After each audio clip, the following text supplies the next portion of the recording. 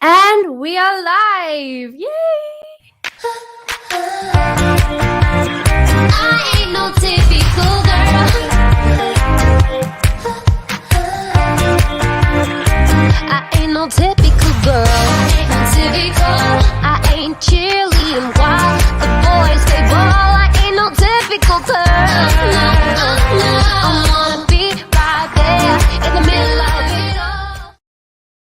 Woohoo! Welcome to another episode of Alexandra May's Music Cafe.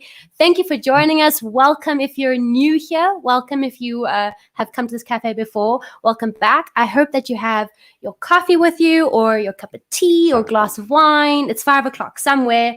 So today's show is going to be quite epic. So I would like you all to put on your seatbelts because we have got some majors in this cafe.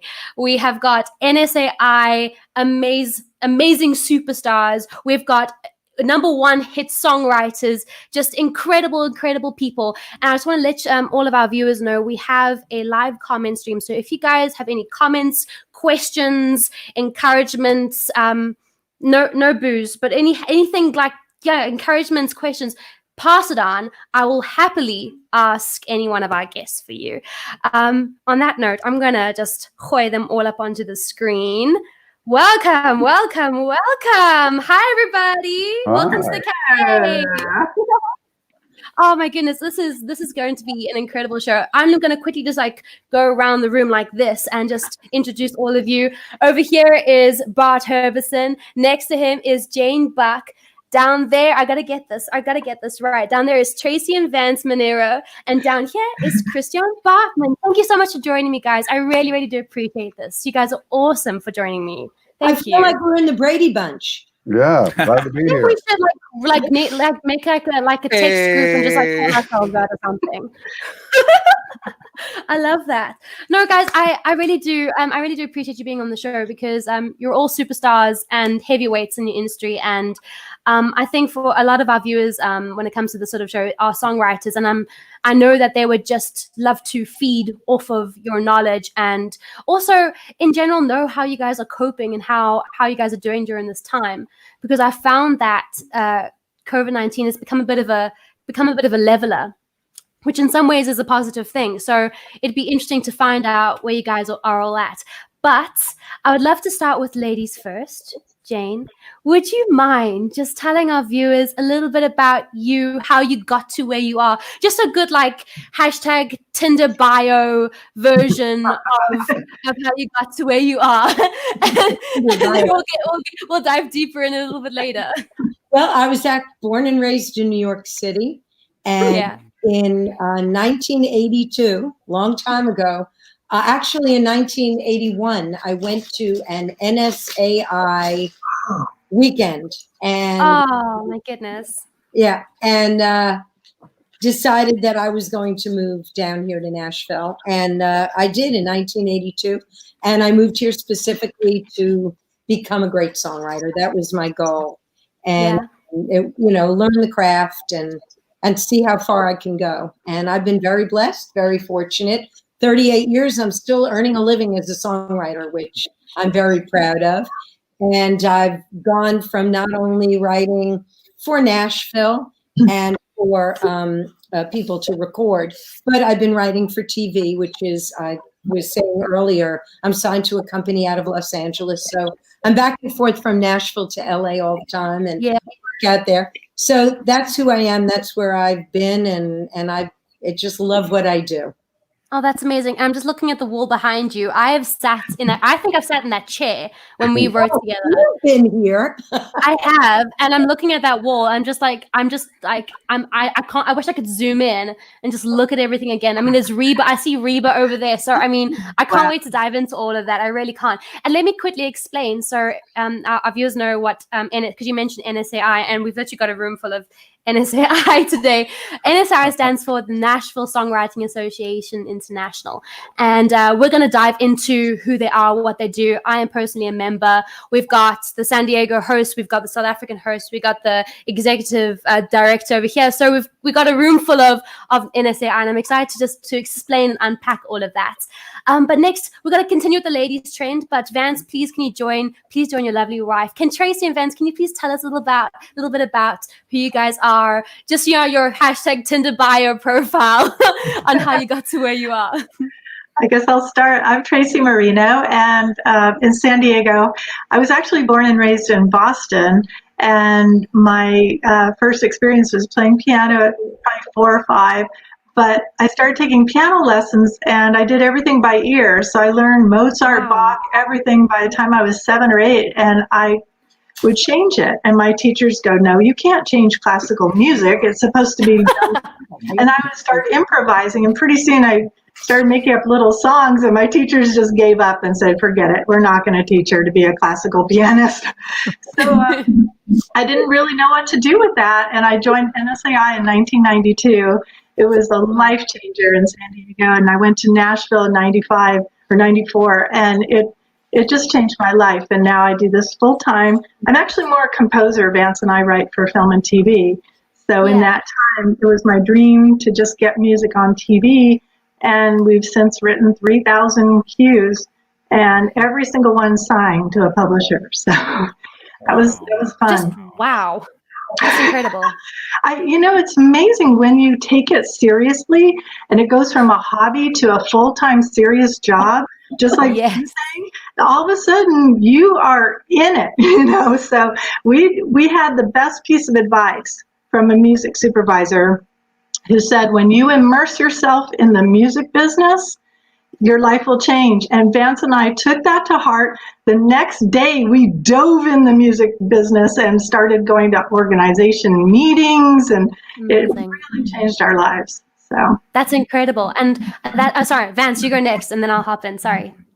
Well, you know how a lot of times when you actually listen to really successful people, they will tell you that they were really driven, they had a very specific goal in mind, and they did everything they could to make it happen.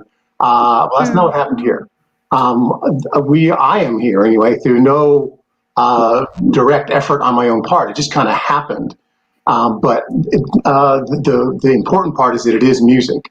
I always knew I wanted to be involved in music. I got involved in music when I was a kid, played guitar, still play guitar, played saxophone in school, drums, percussion. Got out of music for a bit in my 20s, got pulled back into it. I didn't really resist that much. Got pulled back into it in my 30s, and then I met Tracy and got pulled into it even deeper. But it's interesting how, we've both been fortunate in that we've been able to learn while we're getting paid. It's just worked out that way. I had, for instance, Tracy was playing piano at a resort here in San Diego. I was with her. I was playing guitar with her. I think it was on Thanksgiving several years ago. And the manager comes over and says, "Are we paying you to be here?" I think we just lost them for a split second. I know we'll get them back in a minute. Oh, shame. I'm just going to do this for a minute, Shane. We'll get them back. We'll get them back now. I'm sure the internet's just a bit wonky. Listen, while we're waiting for them. Oh, Christian, do you want to give us? Oh, wait, hang on. Tracy and Vance are back. So we lost you guys for a minute. Sorry, guys. Sorry, I see. We lost you. It's all good. But please, Vance, can you carry on where you were? Sorry. Yeah. So they ended up hiring me to play classical guitar every week at their afternoon tea, which I didn't know how to play classical guitar, but I learned really quickly. And so there are just a lot of opportunities that we've had and taken advantage of. I think very few of the things we actually, okay, for instance, we didn't plan to. We were in Nashville in 2012 with some other composer friends of ours, and it was time to leave. So we were on our way to the airport, and we said, wait, we got an extra hour or two. Let's stop by the NSAI office on Music Row just to say just to say hi. Yeah, just to say hi. Because Tracy's been a member for a long time. Let's just check this place out. So we walk in and we talk to the receptionist. We say, "Oh, we're from San Diego." We go to the meetings there, and this lady comes from behind and says, "Did you say you're from San Diego?" And we said, "Yeah, I want to talk to you." And so like 20 minutes later, we walk out of there after talking to Trish Matthews as the new coordinators for the San Diego chapter. We didn't plan on doing that, but that ended up being a good move. Well, we learned a lot by going to a lot of events. Yes. In music business in San Diego and in LA. And we always thought, boy, wouldn't it be cool if we ever got to a point where we knew a lot of stuff to actually help other people pass the information on. And so that's a big part of why we are NSAI coordinators. I think that's amazing. And we last week we actually had a musical theater themed week, and a lot of them are sort of in the teaching what's the word, masterclass sort of space as well, where they sort of star in these musical theaters, and then they also on the side do these online talks. And I love the idea of passing on knowledge that you have to people. Even, I mean, you might not think that you that necessarily are needed or wanted in that space, but the reality is you know something somebody else doesn't, and that's important information for somebody that doesn't have that. So I think it's amazing what you guys are doing, and I can't wait to dive into that. I really, really can't. And to talk about the syncing, because it's a big part of the industry not a lot of songwriters actually know about. I find that in South Africa, a lot of people aren't really business orientated because it's just a hobby and whatever. But as soon as you dive into being a business, like you said, since you make it your actual job, you realize that there actually is money to be made, and syncing is a big part of that. So I can't wait to talk about that with you guys as well. I'm going to jump to Christian over there. Christian, do you want to give us your hashtag Tinder bio on who you are, what you do, why you got a funny accent and all that? yeah, I have a funny accent because I love Nashville. Well, let's start with I'm not on Tinder because I don't have time. So that's, I think, the first watermark of a good musician or of a successful musician. And he doesn't waste his time with silly things like games or TV. Hashtag watching New Girl. Anyway, so yeah, I actually have a very similar story to Tracy's. Growing up in a musical home. I think most of you must probably had those experiences. You grow up next to a piano while your mother teaches the choir, and I could sing harmonies before I could talk and all those kind of weird things. But I think the story that Tracy told that just triggered something in me is I was in a marching band. Well, the youngest marching band in the Southern Cape, and I played trumpet. And my teacher was totally fanatically about me, and we went through these things. And within like 6 months, we went through grade 1 to grade 5, which is supposed to take 5 years, and we did it in a half a year because I was just nailing these parts. And then when we got to grade 6, I had to read music I didn't know, and then my teacher realized I can't read music, and that's the point where he decided he's going to quit. Just outright, because he can't handle this, and he just quit, and the whole band fell down. I was single-handedly the reason this band sang, and I was like, oh shame. And that's kind of when I realized I will never be a normal classical musician. And even I studied jazz as well, and even that was a bit too structured for me. So that being said, I just went through with my publicist through all my songs this week, and I have 84 cuts. So that's amazing. I feel like a baby when I'm standing with giants like you guys. But this is what I do. A few years ago, I had I did a thing where I kind of refocused my life and what am I doing and where am I going. So I did this exercise where you sit for an hour in a quiet room and you decide who you are. And that's very important. Once you've decided that, and you take the books you've read and what you do and what you love and your relationships, you take everything into account. And then after that hour, you take another hour and you kind of go through the same process and you decide what you do, who you are and what you do. It has to be excluded. You have to put your phone off. It has to be you alone. Nobody must be able to bother you. And I realized 6 years ago, who am I? I am music. What do I do? I make music. That's it. That's all I can give. Yeah, very simple. Full stop. That's it. Stop. Mic drop. No, that makes sense. I love that. It's very expensive. Drop the mic. And since we're in lockdown, we cannot go and buy another mic. So don't drop the mic. All strings. Oh, I'm dying. My guitar needs changing. No, I do love that you come from this musical background, and I think it's very interesting because I can read music, but I'm terrible at it, but I learn everything by ear. I've always been that way. I just pick up something and I'll learn it all in sections. I like boxes and I like color coordinating in my head. So it'll all be like, this is section A and it has a pink feel, so it must feel like this. And this is section B, it has a purple feel. So that is how I used to learn my piano music. And now I have to somehow fake reading music, which is very interesting. So I totally get where you're coming from. But we've Christian, you and I have had these chats about, you know, what we do, who we are. We've had those DMCs, those deep, meaningful conversations. So I think it's valuable and it's important as a person, number one. And then when you go into this industry, to know who you are, because as an artist, as somebody who puts their heart on the table to be criticized, it can destroy you. And it destroy a lot of people. And you really have to know exactly who you are. You have to value yourself.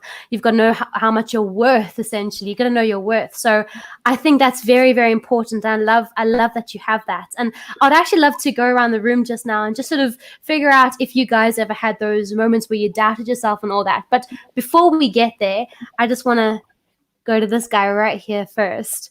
So, Bart, can you... Jane and I are figuring this out. We'll do this. There we go. Oh my goodness. But I have only met you a handful of times, and every time I have, I just feel in absolute awe of you because of who you are, what you've done, just reading through your achievements and what you've done for music, for NSAI, for our community of musicians. Is just so huge. It's amazing to have you here. So really, thank you so much for taking a bit of time out of your very busy schedule for just talking to us. And do you mind giving our viewers a little hashtag Tinder bio on who you are, what you've done? Thank you. Well, first of all, I'm honored to be with you. You know, I'm a huge fan of yours. And if people don't know your music, they should, especially now. I just love what you do. I really do. I'm a big fan. In fact, I think you're one of the most accomplished members we have at NSA. You are just, you know, I've told you that before. You're fantastic. So here's my story. Well, my whole family's musical except me. I have no really artistic talent whatsoever. So a guy at my school got a job on a local radio station. And I started working when I was 13 years old for my father, who painted and sandblasted. It was grueling work, especially in the summer. And we specialized in high things like bridges and church steeples. And I loved my late father, but, you know, it's father's son, tough to get along. And one day I'd had enough. Had hair much longer than yours, caked with sand, had paint all over me, and I just left. I left, climbed down a ladder, and walked to the local radio station and said I wanted a job. And they hired me, 16 years old. And so I became a disc jockey for that radio station and a group of radio stations. And eventually that evolved into becoming a news director. I was a reporter and I ran the news department. That evolved into working on a political campaign, covering it really. I covered politics and crime was my specialty. And the cool stuff. Yeah, well, it takes its toll, but the state representative in my area was running for governor, won, and asked me to come to work for him. So at age 29, I became the big title Deputy Director of Communications for the state of Tennessee. A little in over my head, way in over my head, but I just put my head down and went forward. And a couple years later, a member of the United States House of Representatives, so our capital in Washington, D.C., the congressman from Nashville, same sort of thing happened. He came into the office, needed some help. I helped him out on something. And pretty soon that turned into a job. So I had been in Washington about 6 weeks. And typically the press person doesn't do issues, but we made a deal. And I said, I'm doing the music issues, the legislative work. So NSAI came in to see me. There was a music publisher named Kevin Lamb and a great songwriter named Peter McCann. And they probably thought I was rude because I just kept like, you do what? You represent the songwriters? Because I grew up with the songwriter. And as a DJ, I always cared about who wrote the songs. And that day I said, that will be my career. And 10 years later, when I left Capitol Hill, it was. And I went from Capitol Hill to the National Songwriters Association. And this August, that will be 24 years ago. So for a long time. Wow. Yeah. 24 years ago. Can I just say something really silly? Sure. I was born in 96. I've just turned 24. Well, I started in 97, so you were just you were a puppy. I was a puppy. No, that is absolutely incredible. And to have achieved all that by 29, first of all, and then to have hopped. I was actually telling your career sort of pattern to my sister earlier, and she just went like, it's like this, but it makes sense, but it's just like hopping around, and it makes no sense, but it makes perfect sense to have sort of dabbled in everything, and it sort of brings it all into focus. And I'm sure your other careers essentially have really helped you in this career when it comes to dealing with the politics of music. Yeah. So I think that's really amazing. No, I find your story I find all of your stories fascinating, and I would love to do. Can I say? Yes, please. I'm raising my hand. Well, I just, it's interesting because I was listening to Tracy, and as I was listening to her, I thought, how does she know my story? That is so bizarre. Because I started piano at the age of 6, classical. And I was rewriting Mozart by the time I was 7. And my piano teacher, he would say to me, you cannot rewrite Mozart. And I would say to him, but what if he did this? I mean, and he told me, he said, go home, sit down, and see what you can write on your own. He said, don't be taking anything from Mozart, and don't be changing anything from Mozart. But I found that interesting. When you told that story, I thought, whoa, that happened to me too. That's so weird. But I think most of the people that I meet that do what we do, you'll find that they've always had that in them. I was a music major in college, but I went into advertising basically after school. So that's what I did before I woke up one day and said, no, that's not me. Being a songwriter is me. And I want to say one thing too. I had a very, very dear friend, one of my dearest friends in the world, Larry Henley, who has since passed. But someone once asked me, I don't get it, Jane. You moved down here from New York, and within 6 months you have this huge publishing deal, and then all these things started happening for you. And look, now you've got songs on the charts. How did you do it? And my answer was, I just did it. I just didn't look back. I just kept working. But Larry looked at this guy and said, Jane was able to do it because she was too stupid to know that she couldn't do it. She never took her eyes off of the prize. And that's really what it is. But it's like that in anything, isn't it? If you want to accomplish something, you have to put more than 100% in. So I think, and it is also visualizing and just knowing that this is what you're meant to do. Do you do songwriting because that's what you do? No, I do songwriting because that's who I am. And it doesn't matter, what my situation would be. It's something I would always be doing, whether I was earning money at it or not. I'm going to be doing it. So. I love that. And I think it's you're right, it's very true for a lot of musos. I started singing, I'm sure we all did, like 5, 6, 7 years old, but I wrote my first song when I was 12 years old, and it was me just fiddling around with somebody else's chords and saying, let me make something else up, and nothing's original. It's all been done before, and there's only how many notes on the piano. Exactly. So, and recreating and putting your own self into it. And I know that I would not be where I am personally now if it weren't for just blinkers on and just going, because again, like just knocking on doors. And Tracy and Vance, I was reading on your website, you said something really interesting, and I actually highlighted it. I like screen grabbed and highlighted it, because you said in one of your bios that if I can quickly find your quote, actually I want to find it here. Yes, after 10 years of networking, following up and meeting, collaborating, and all that. And I think that is one of the most interesting things. Like I haven't actually heard anybody say that. To actually know that you have to follow up, to keep knocking on doors, to keep pushing. It's not about what somebody else tells you. So it's got to be that stupid thing where you just actually have blind belief in yourself, and just keep sending the emails, and you keep sending the emails, and you keep sending the emails. I mean, I think it's a very, very true statement. I absolutely love it. I think one of the secrets to our success, I didn't know that in the beginning, and several times I'd go to Nashville or hear a publisher say, yeah, send me more stuff. I never would. I was so scared. I was paralyzed with fear. Kind of a fear of success, I think, is what later someone said. But it turns out that's a big secret. And you don't have to give music. What happened was we would follow up by saying, thank you so much for being on a panel. We learned a lot. We especially liked the tip you gave about something. And the person would start to write back saying, oh, thank you for listening and paying attention. And I thought, wow, that was easy. And they'd say, oh, send me some music when you get a chance. That was golden. We never expected that. And we would do things like offer people tips that we met.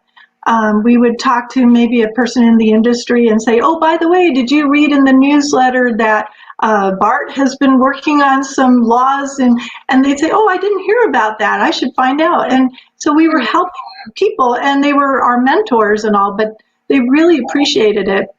And another thing about following up, whenever we met people at a conference, another songwriter, and we liked their music, we would always go on their website and check out and hear more.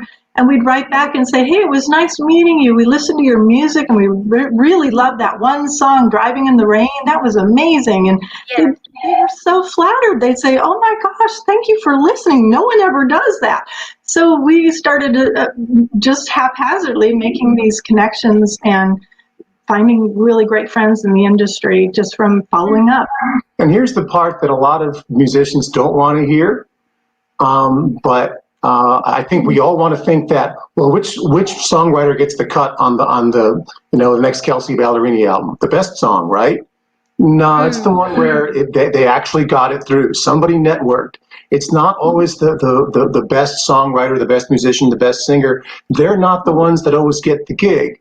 The ones that get the gig are the ones that are the hardest working. They work hard at their craft, obviously, but they also have to work hard at the networking. Either they network themselves or they have somebody do that for them. But there has to be a rainmaker out there. Mm-hmm. If you can do it yourself, great. If you can get somebody else involved where that's their thing, then get them involved. But it's not always the most talented, the best song. That's not the way that, I don't think it's ever worked that way. I want to tell you, it's hardly ever that. It's all about relationships.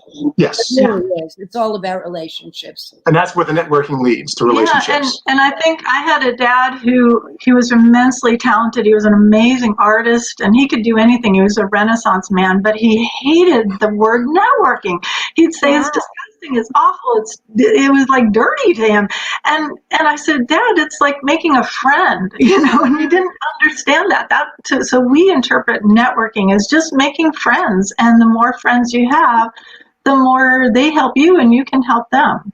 So it's a different kind of perspective. And some people don't like that title. And so we just say we're making friends. It's a little more gentle. It's a different term. And the people in the music business, I mean, I think before I got involved with it, I thought they were just non-musical people that, it wasn't music, it was widgets, and they were just business people. And the more we've gotten to know publishers and PRO people, they're musicians themselves, they're music lovers. People like Bart, a self-confessed non-musician, loves music. We've had endless conversations with Bart about his favorite Led Zeppelin songs, but he's a music lover, and that's what makes us. That's what we all have in common.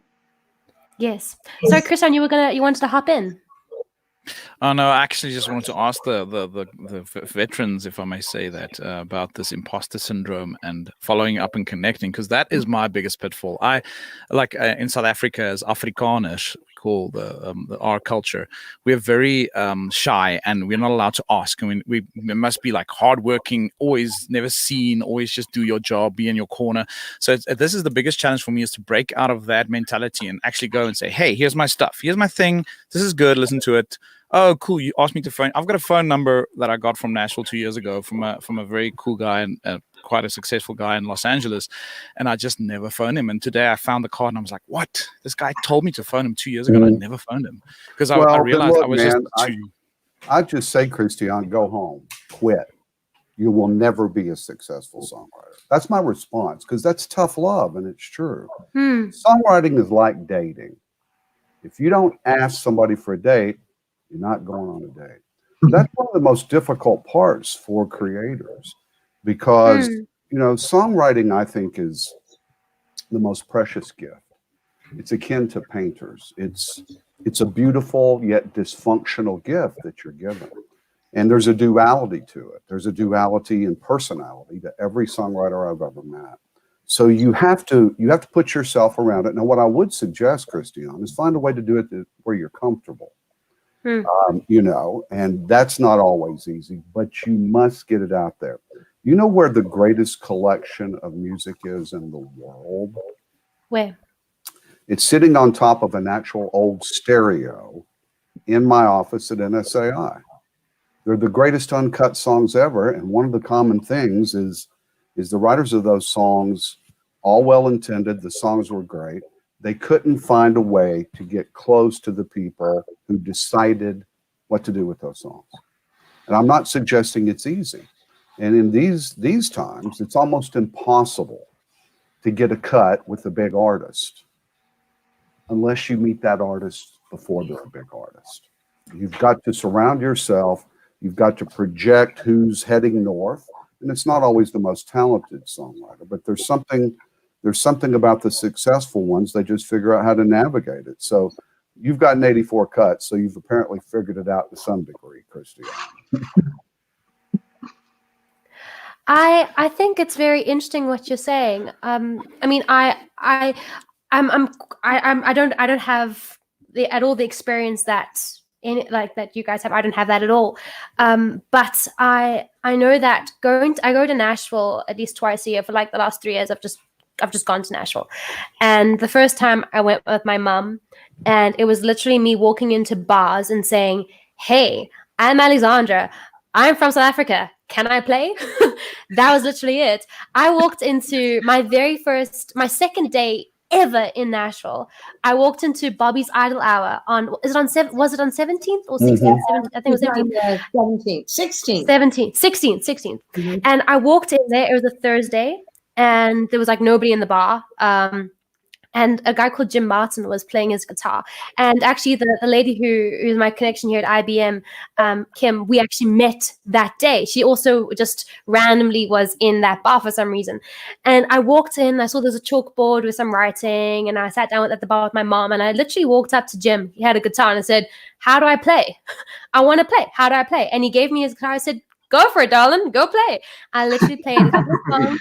He put me on the lineup for the Writers Round that night. I had the honor, and I think I still call it an honor, to go around out back and join the guys outside around the big fire that they had at the back. And I think it comes down to literally just knocking on doors and just stepping out of your shell, because it's a daunting thing as a songwriter, because you're taking like your heart, and you're taking something, as you said, Bart, something that's incredibly precious, and it's incredible. It's incredible for other people to see this, and you're taking it and you're asking people to criticize it, but to find that courage and literally just say, "Tell me what's wrong with this. How can you help me? I need help." Whatever the conversation is, and to network. I used to hate networking because I'm South African. It's hard work, head down, hard work, and you just do this. And to actually break out of your shell and to rock up to a party, I actually met a guy called Chuck. Chuck. He runs the Roy Orbison. He takes care of the Roy Orbison catalog, and I was able to go to a party with him, and I was on my own. I rocked up to a room of people that I had no idea, and I started talking to random people's old managers from back in the day, and suddenly I'm in this room where I would never have been in a million years if it weren't just about just getting out the car and just putting on your makeup and going, sort of thing. So it's you gotta somehow find the guts in a way. But I actually wanted to ask you guys, when it comes to your success, were there ever any moments where you actually did want to give up, where it became too much? Has there ever been that moment for you? Every day. Every day. Seriously, every day. And it is such a painfully slow sometimes process. We did a collection of songs for it's the biggest production music library in the world. And it took literally 2 years to get this. And we collaborated with our co-writers, and they were hounding us every day. When is it going to get signed? When are we going to get our money? And it was just painful. And we did a second collection, and it was even longer that it took. We thought we'd slide right in there. But every day there's kind of this doubt. You go to write a song, can I still do this? Don't you feel that way? Oh, every time you start, yeah. Every day. It never goes away. It gets a little easier, but it's sometimes feeling like right now with COVID-19, I think a lot of us are feeling uninspired. Some people are more inspired. We talked to our group of monthly songwriter friends yesterday, and some are on fire. They're writing a song a day. They're like CHRISTIAAN, just doing things every day. And some just have holed up for 2 months and curled up in a ball and cry every day. So it's interesting seeing the dichotomy of emotions and feelings for creatives, but it is a thing to get over, especially because we as a collective group tend to be a little bit more shy. It's getting out of our shell, putting yourself out there, like you're saying, Alexandra. I have a slightly more complex answer. Every day we think about getting the heck out. Why don't we just grow up and get a real job? And yet realistically, never. Because I think another thing that successful people have in common is that there's no plan B. This is what we're doing. I mean, I'm not good at anything else. There's nothing else that I can do, nothing else that I want to do. And it's the old burn the ships. You know, back when the explorers were going around in their ships, and they said, okay, we're in the new land. Can we make it here? Maybe we should just sail back. Well, in the meantime, the captain burned the ships. So you guys have to make it work. There's no plan B. That's what's gotten us through. Yeah. Absolutely. Yeah. You said something earlier about getting, I think, Alexandra, it was you, about getting songs criticized. I don't ever look at, when I play a song for somebody, that I'm expecting them to criticize it. I'm expecting them to love it. To relate to it, which is probably, when you're playing a song for somebody, asking them to sing it, that's the biggest issue. And I don't ever take, when I pitch something, or I have a song plugger from my publishing company, and when he pitches stuff, if it's passed on, I don't ever take it as it wasn't good enough. You know what it is. I've done A&R work for an independent label out in LA, and it really wasn't until then, when I was in that position to do that, that I actually understood, when for all of those years, an A&R person would say to me, well, you know, it's close, but what does that mean? It's close. Well, it's close to what they've got in their head. It doesn't mean it's close to being a great song. It just means it's close to what we're formulating right now. So I think the biggest thing that anyone who comes into this business wanting to do something creative, you need to put your big boy pants on. You need to make sure your skin is that thick. You need to understand, and you need to understand that if you believe in yourself and you believe in what you're doing and in your product, because that's what our songs are, you just have to go for it. You know, don't hang back. Get out there. You know, you certainly don't want, as a brand new writer, to go to a writer's round and go up to Gary Burr and say, hey, Gary, let's write, because that's not going to happen. So, you know, we call that Gurming here. And you want to learn the difference, and you want to know who's approachable. And the more performances you go to, you'll find out that your best bet is to reach out to people that are where you are right now, and to cultivate it and help each other grow, get into a community of songwriters who encourage each other, and it'll, you know, it's gonna, I believe that if you're doing what it is you're supposed to be doing. And Yes. if you're doing it in earnest, something will happen. You know, you don't have to be, I teach songwriting and I taught for NSAI for a number of years. But you don't have to be a huge star. That would be wonderful. And Right. chances are it's not going to happen. That's just realistic. You can make a Yeah. fortune in this business, but making a living is a different story. So you have to realize that what you're doing is the only thing you can do. Yeah.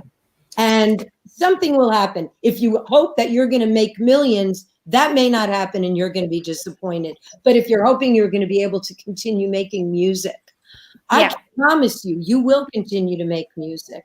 And you can make a living making music. You may not make millions, but you can do it. So, you know, I'd say that context is the most important word. Look, it's very, very difficult being a songwriter. It's a career of 99+% no's. It's mostly no's. Yes. So give yourself, well, it is, give yourself permission to feel that, but then move on. So for me, do you know the American tennis player John McEnroe? of course. Well, I have that process. First, for me, I get pissed.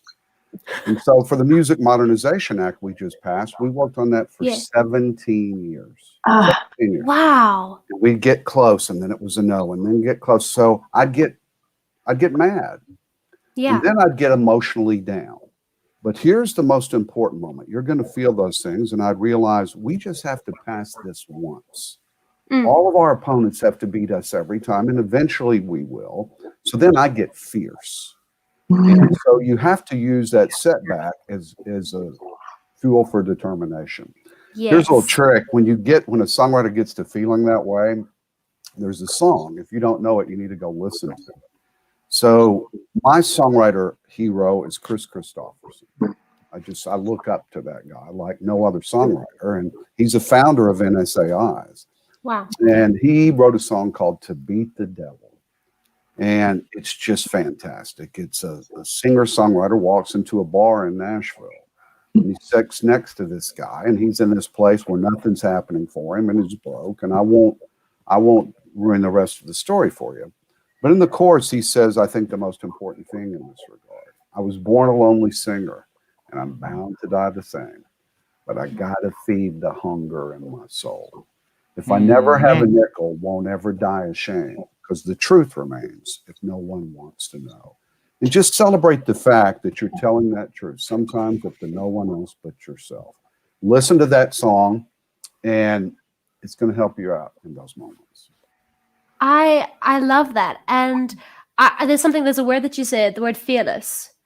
And Well, I said fierce. fierce. Oh, sorry. Fierce. I Fierce, I get upset, You get fierce. and I get emotionally down. Then I just like, all right, it's on. That's I it. think you That's have it. to do that. So the most important moment, you're going to get mad, you're going to get upset, then you're going to get down. But I think the question as a songwriter or anybody in life, you have to ask is, what am I going to do with this? And that's the moment right before your success. Well, it's like anything else, you know.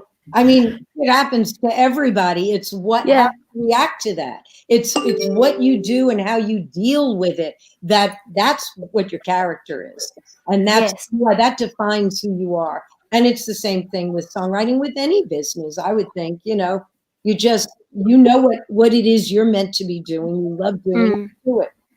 Do it. Yeah, you're going to have all kinds of emotions, but the best emotion can be what you just said, being fearless and putting yourself out there. It's frightening to, you know, at the beginning. At this point in my life, I'm so old that I just generally don't really care what a lot of other people have to say.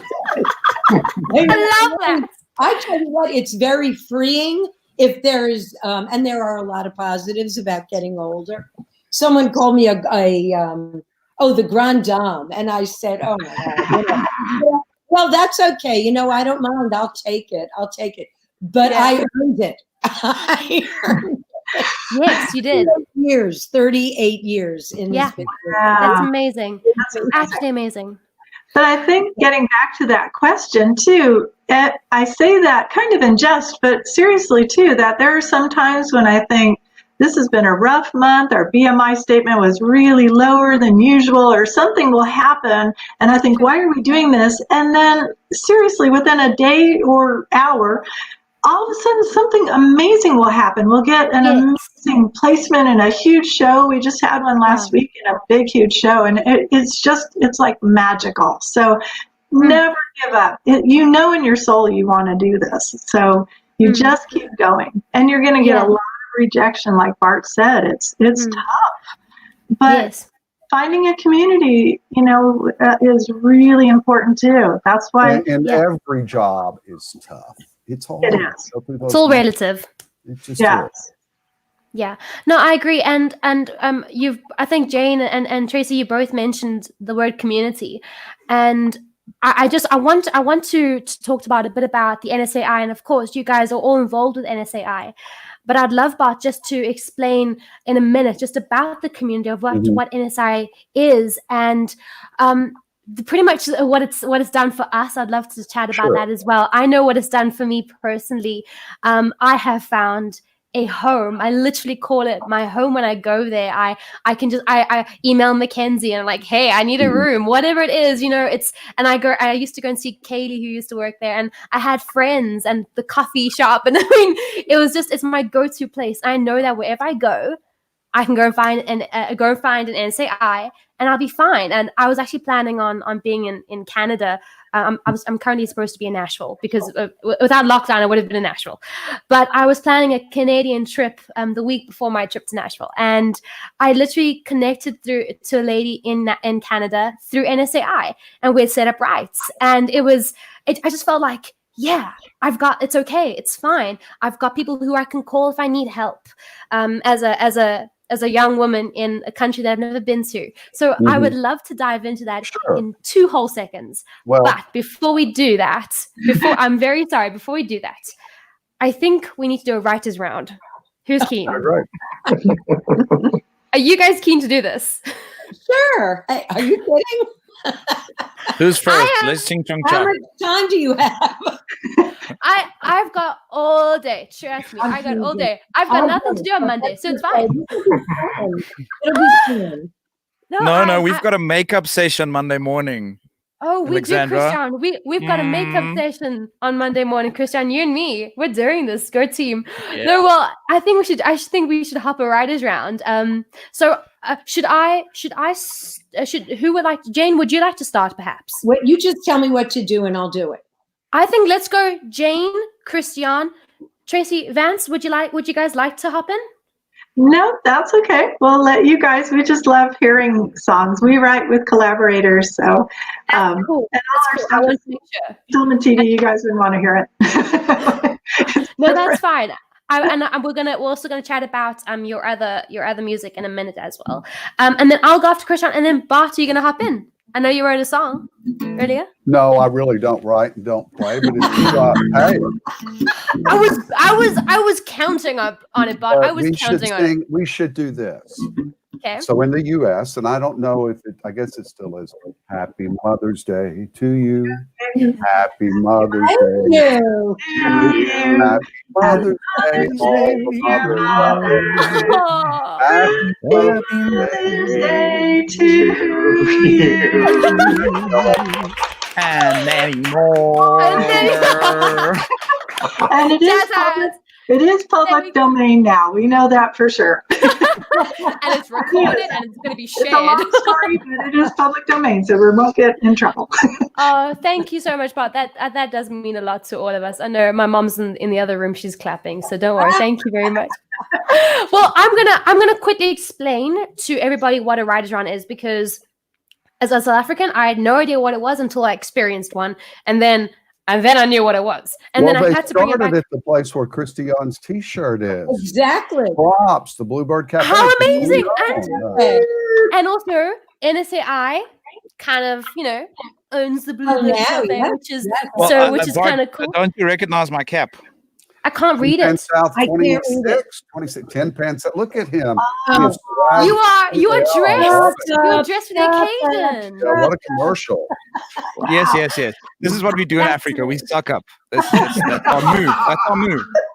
I love you, Christian. No, okay, let me explain what a writer's round is. So everybody that's watching, in the States, in LA, New York, you'll get an open mic, and nationally you get open mics, but you get these really cool things called writers round. And it's where a couple of people are on stage, singer-songwriters, who in turn play some original music, and which is one of the best parts is that sometimes they hop in on each other's tracks, which is going to be a bit difficult to do now because of our internet, and we might just miss each other. So respectfully, I think Bart, you're welcome to jump in if you'd like to, but for the most part, just because of internet. But one of the coolest things about a writer's round that everybody gets to play on top, harmonies, sort of licks in between, but it's all about original music. It's about storytelling, and we get to hear the story behind it, which is also like the reason why we're songwriters, for the story. So Jane, kick us off and tell us a good story. Okay, very briefly. Usually when I do a ton of rounds, and usually when I do them, there's always someone there that just talks endlessly, and you just want to go, shut up and sing. I mean, they want to hear the songs. But, excuse me, as I mentioned, I was born and raised in New York City, and when I moved to Nashville, I had not ever written a country song. And I moved to Nashville because it's a long about story. A guy out in LA named Neil Diamond had heard my songs and told me I should go to Nashville. And so I did. I came just chucking Neil Diamond out there. Just chucking. I want to say that NSA, I was so instrumental, so incredibly instrumental back then. For me, it was amazing. That weekend I became immersed in the whole thing. And they told me, well, we have, workshops in New York. You should, check them out, because I had never co-written. I had only written by myself. And I did, met people there without taking up time. But it was instrumental, and it was wonderful because I ended up teaching for NSAI, which I loved. I was an evaluator, which was wonderful back a long time ago. And it's just such a wonderful organization. It really is. And they're just so focused on one thing, the song. And if I could turn this around, I've got a big, huge poster from NSAI, and it says, "It all begins with a song," which is exactly what this is all about. Anyway, when I moved here, I got signed fairly quickly to a publishing company. And my publisher, whose name at the time was Dave Burgess, company was called Merit Music. And Dave called me up one day and he said, "Jane, we love the songs you're turning in." And I knew there was a but coming. And he said, "They're great." He said, "But they're not country. And we need you to write country." So I went and he said, "I want you to go home and I want you to write a country song." And so this is the country song I wrote. It was my very first. And it ended up getting recorded. And it became my first cut, which was really, it was pretty cool. And it was recorded by Miss Tammy Wynette. You can check it out on. I mean, seriously, my first cut was Tammy Wynette. Oh my God. Where do I go from here? Are you kidding? Just incredible. Oh, you know what? One of the best things, next to the fact that she did such an amazing vocal, the background singers were the Jordanaires. Oh, wow. Not that I had died and gone to heaven. Anyway, this is called After Dark, and it's a New York City girl's vision of what being country is like that. And it's called After Dark, like I said. After dark, like the shadows we fall. In love like the first time, in no time at all. Making up for the hours that we've been apart. And we come together in love after dark. Hey, 5:30 comes early, and we both got jobs to do. All of this overtime leaves little for me and you. We got bills on the table, but there's love in our hearts. We're living the good life in love after dark. Hey, after dark, like the shadows we fall. In love like the time, in no time at all. Making up for the hours that we've been apart, and we come together in love after dark. Second verse, from sun up to sunrise, the work never stops. It takes all we get just to keep what we've got. Hey, we could sure use the money from a late shift or two, but if I'm gonna moonlight, I'm gonna moonlight with you. Hey, after dark, like the shadows we fall in love like the first time in no time at all, making up for the hours that we've been apart, and we come together in love. After dark, yeah. After dark. Is that country? It's country to me.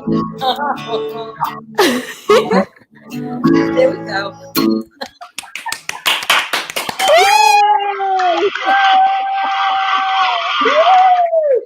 Amazing. Can I ask a question? Sure. How many chords is in that song?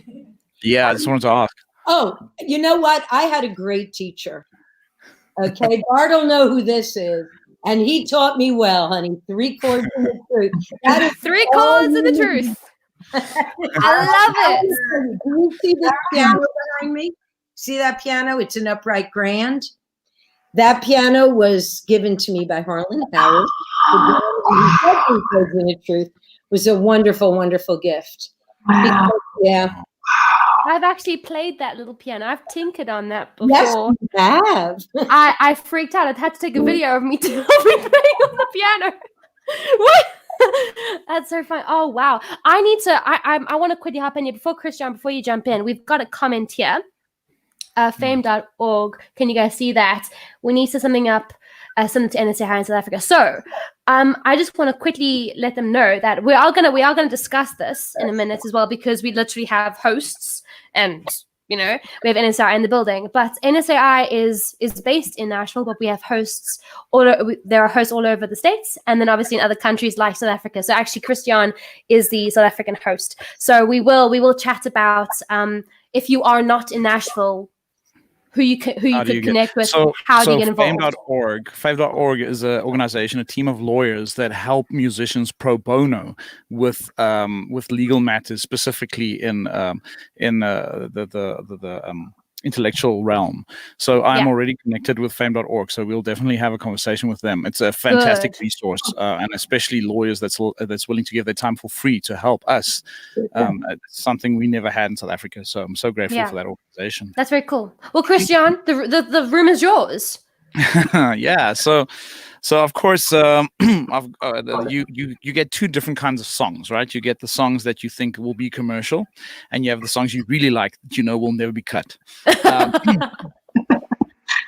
So I studied jazz back in 1968. I'm joking, but I realized, well, that's kind of the joke I usually use. And I wrote one jazz song, which of course I've pitched to 100 different people, and everyone wants to cut it. So it's my little baby, and it also has more than 3 chords, and it's about falling in love in Paris during the summertime, and that's kind of something that just when I was in my early 20s, I wrote this when I was 21, and it was something I really romanticized about Europe and love, and you still think love is this emotion. Instead, it's actually hard work, and this song I wrote before the hard realization of what love really is. It's called "I Remember April."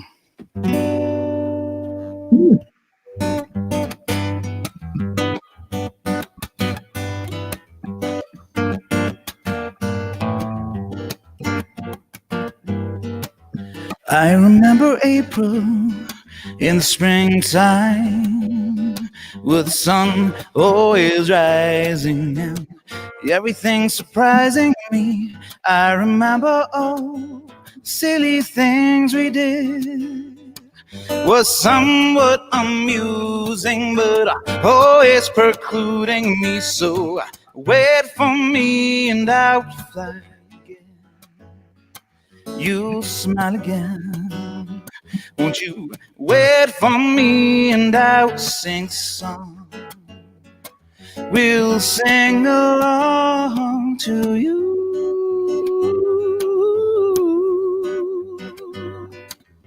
Take me where the sun is shining, take me to your moon. I want to feel the love that keeps you up at night when I'm not there, and take me to. I want to love you all my days until I fall apart, but you could wait for me if I could wait for you, and you could wait for me, and I'll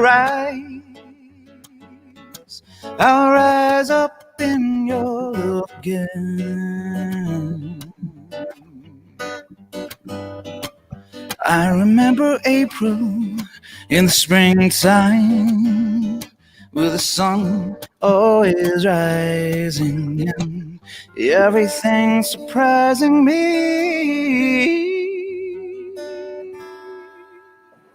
Oh, wow.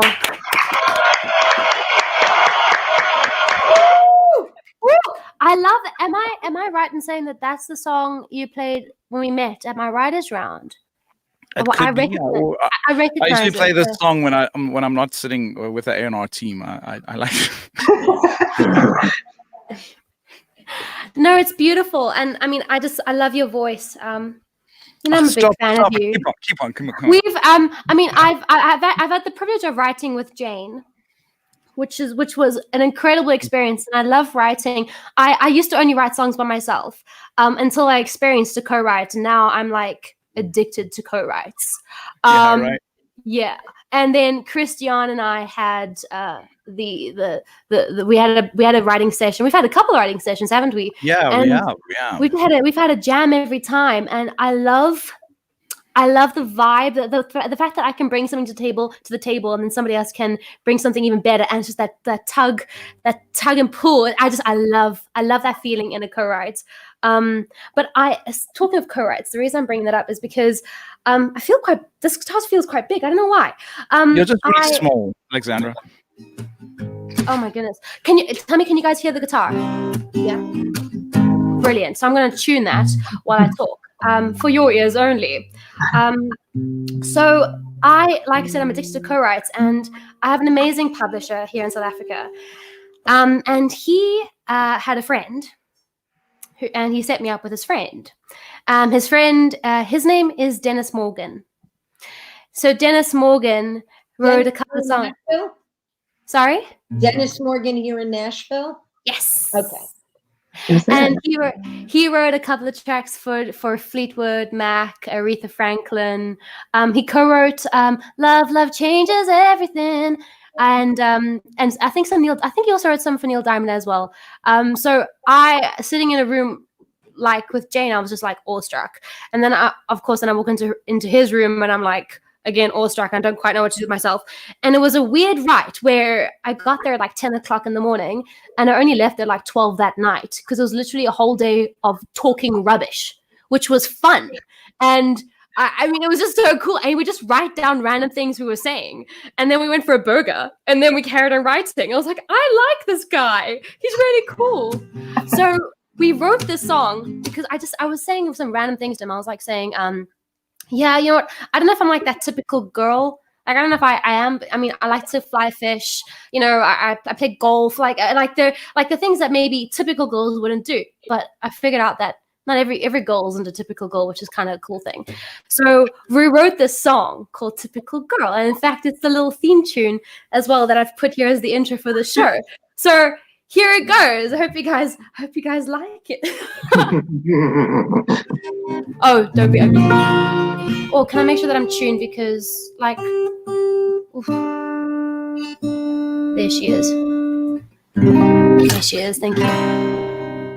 I ain't no typical girl in a typical world. I like to butter my bread with a pocket knife instead. I like to drink my rum measured out by 6 thumbs in a glass of ice cubes, sparkling typical girl. I ain't no typical girl. I ain't no typical girl. I wasn't born of cliches, and I can outfly fish. Any man, any day.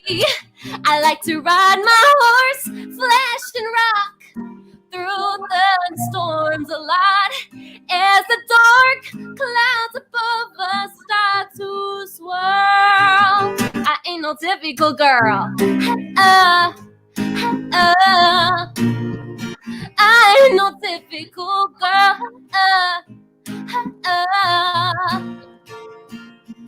And my head is full of schemes that I follow till the end. And my heart is full of dreams of make-believe and pretend. And I'll make them all come true, sure as the howling wind. And like a pride flag that's been unfurled, I ain't no typical girl. I ain't no typical girl. I ain't no typical girl. I ain't cheerleading while the boys play ball. I ain't no typical girl. Oh no, I wanna be right there in the middle of it all. And your mother may not like me if she's looking for some typical pearl. Well, that ain't me. Oh no, I ain't no typical girl. I ain't no typical girl. I ain't no typical girl. I ain't no typical girl. I ain't no typical girl.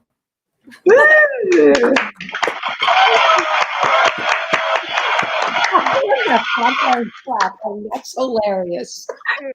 I think that song is one of my favorites. Cool. Definitely one of your best, man. I love it.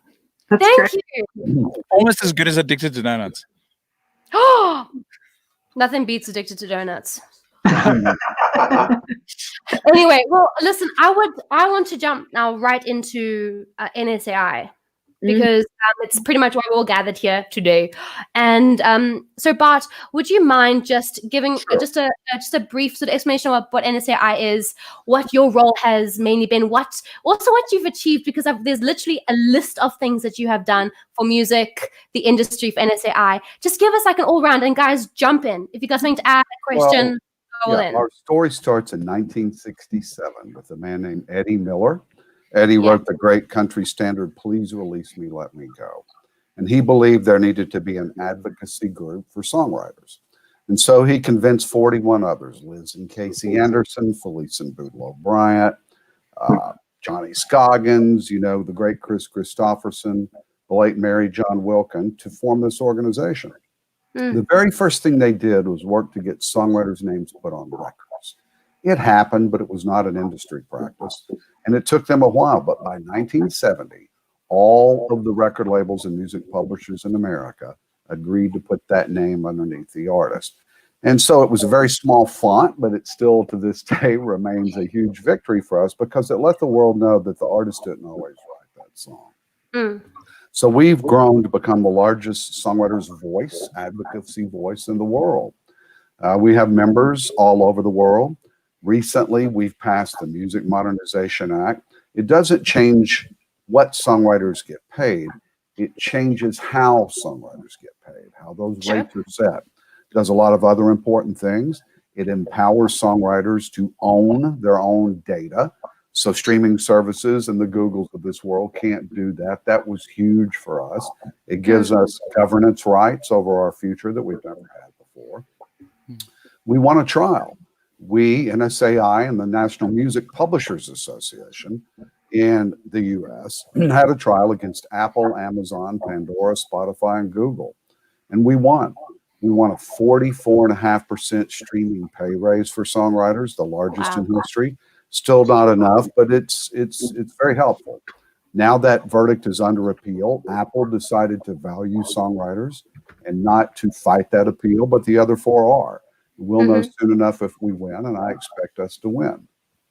Just over the last few weeks here in the U.S., there have been trillions of dollars worth of relief dollars passed by the U.S. Congress. And we made songwriters eligible for that. In fact, all self-employed people in the music industry, and really self-employed period, are eligible here in the U.S. for something called paycheck protection loans and unemployment, which they've never been eligible for that. And they certainly need it because everybody's gig is canceled. You know, nobody's really cutting songs right now. Nobody's recording songs in the studios. Live music is essentially stopped. So those are the kinds of things we do. But we do more than that. So Tracy and Vance, CHRISTIAAN run our chapters, and the chapters are a little bit different in each town. So the chapters embrace everything from hobbyists to professionals. Tracy and Vance, they're really some of the premier sync experts, getting your songs placed in film and TV that have ever been associated with it. Yeah. Most of our chapters are meeting online right now. And when you join NSAI, our physical building is still closed in Nashville for a while, but all of our programs and services and activities are still up there. One of the cool things we do is we have sort of an online dating type feature, if you will, where you can find co-writers. It's not really a date, but you fill out what genres you write in, who you're looking for, what kind of songs you want to write, and you hit search and you can put in X amount of miles within me and you find co-writers. And it's a very unique thing just to us. So, you know, we've got all kinds of content. We've got a couple of new shows on our Facebook page, Breakfast with Bart and Leah, which is with me and our member representative, Leah Hudson, every Friday, 10 a.m. U.S. Central Time. Ryan Responds, where songwriters can ask any questions. So we've taken this challenge as an opportunity to really up our game on content. Our phones are still working.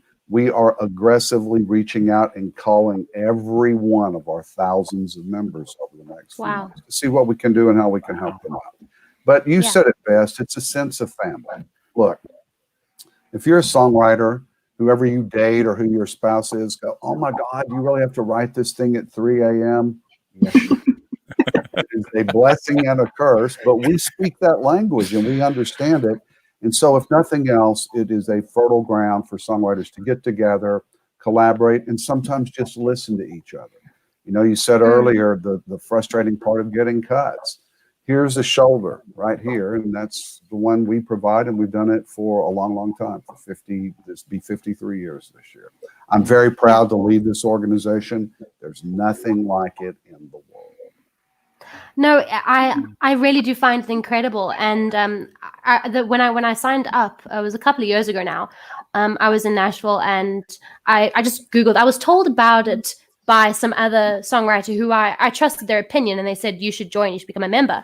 So I decided to Dr. G and Google a little bit.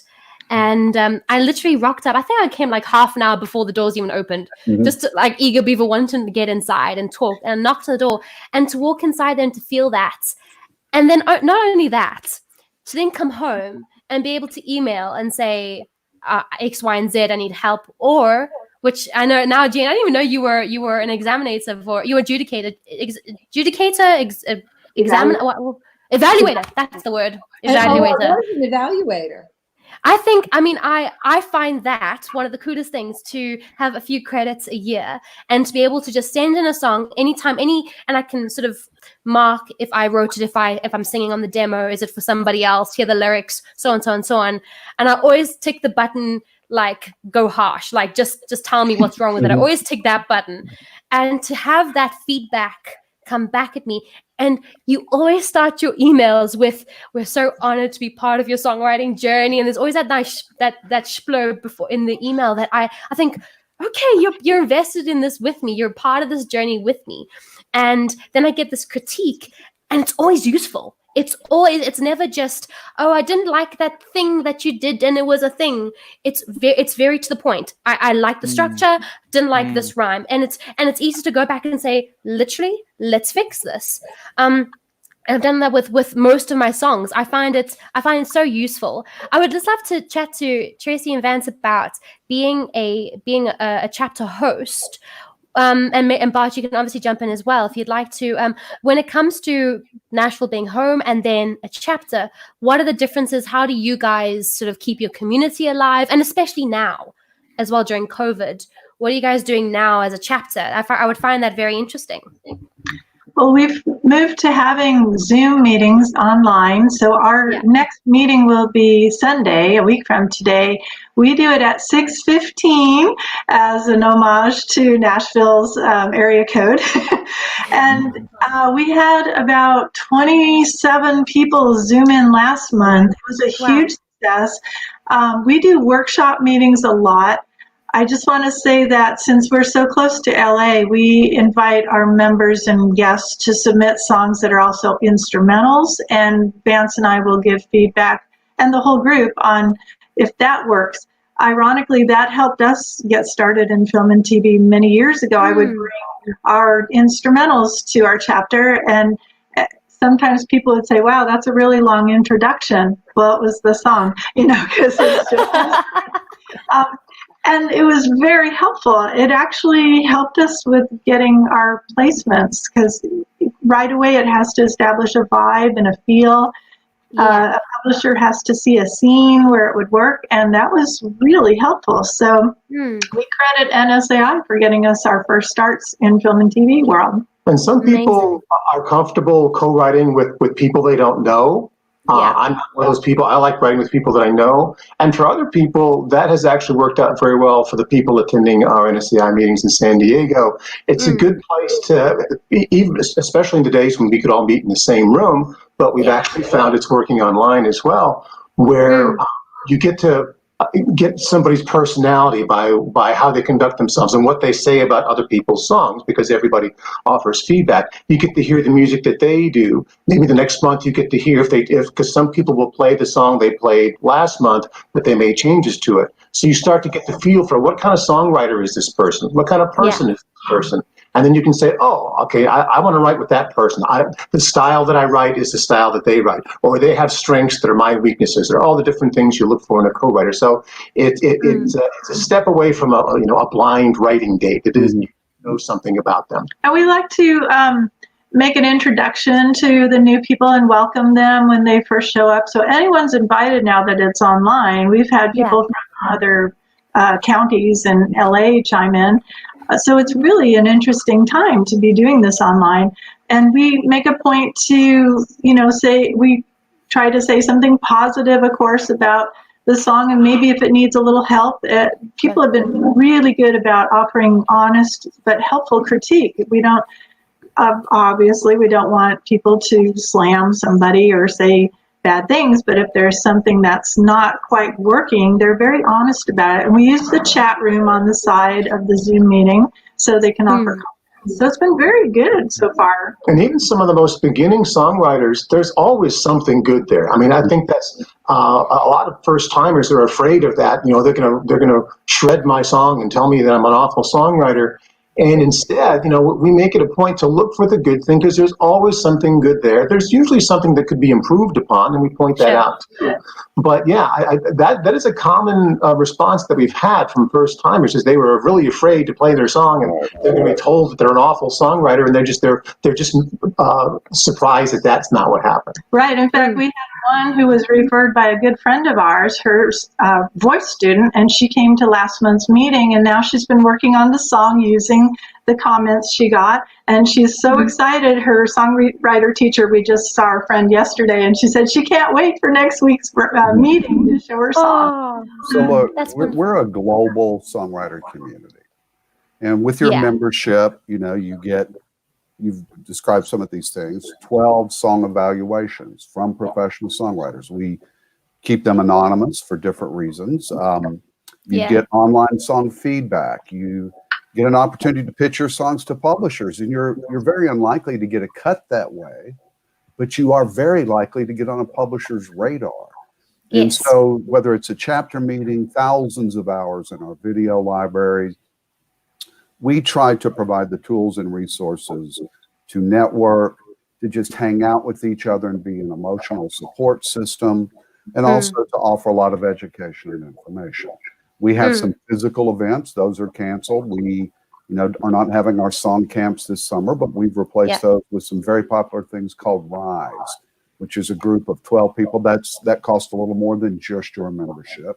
So you get all these basic and a lot of basic benefits. Your $200 membership, I think the last time we looked at it, if you paid for all that stuff in the open market, would cost $1,600. Easy, yeah. At the end of the day, we're the voice for songwriters. We're advocates. Our mission is to educate, elevate, and celebrate, and I believe we do that. And we've, worked a long time to see some of the successes we've had over the past few years. So I'll end my portion today with this, because I've been on several webcasts and podcasts lately, and I just want to leave some advice for songwriters about what you do with these times. A music publisher in Nashville named Mike Molar, and we've been quarantined, 60 days, I think most of us in Nashville, or a little longer than that. And we don't know when we're going to, the government can reopen. I'm not sure when people actually start attending places like Hollywood Cafe. But very early on, this is what Mike said to me. He said, Bart, Shakespeare was quarantined for over a year in 1606 because of the plague.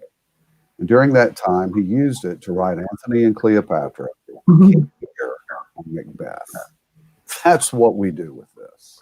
Wow. Absolutely. I find that I am, and I'm always very busy, but I find that truly I am busier now than I have been in a while, because it's a lot easier. My writing appointments are all on either, Skype or FaceTime or whatever. And I can stay in my pajamas if I want to. It's a lot easier, But I mean, it's been, and next week I'm going to begin demoing over FaceTime. And so, very cool. Working with this friend of mine who has a studio, and it's going to be great. I'm really looking forward to it, and we'll see how it comes out. I think it's going to be wonderful. And, I just think because of the technology we have, no one has an excuse to say, well, I couldn't leave my house, so what could I do? There is plenty to do. And I say, do it. Sit at the piano, pick up that guitar and write.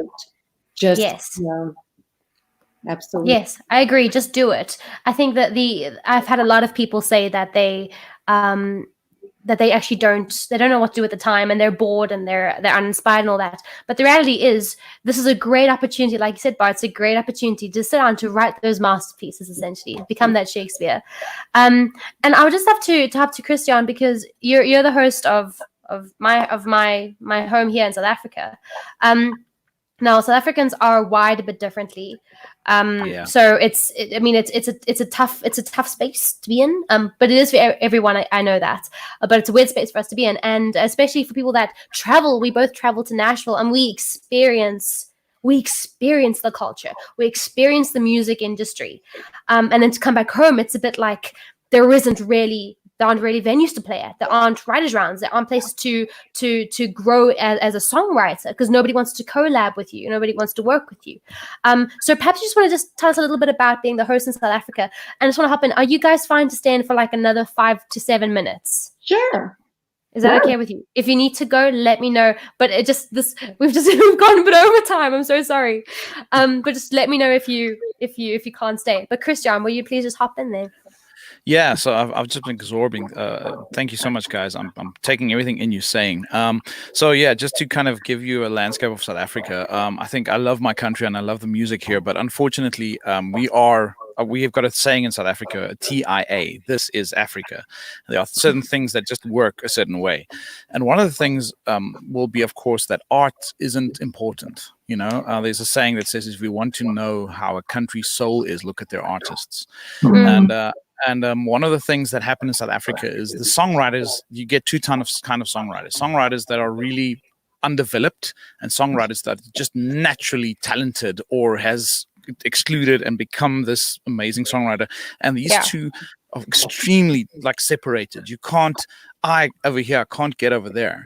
So I know all these amazing songwriters, but they're not willing to give their time and their effort and their information because they're busy writing songs for big artists.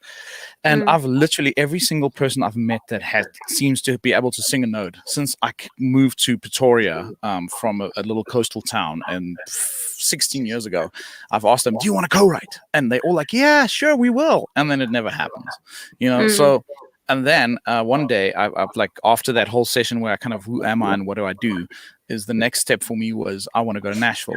Because I want to be, my focus was I want to be the worst songwriter in the room. Because wherever I am in South Africa, I'm the best songwriter, not because I'm good, just because nobody else cares. Yeah. And then I went to Nashville and I went to NSII. And when I walked into doors, I was just greeted by these amazing people. The King family took me under their wing, Donna and them. And I just met the head of Canada's NSII people. And we were just jamming and talking. And it was like finding my tribe. And I was like, what?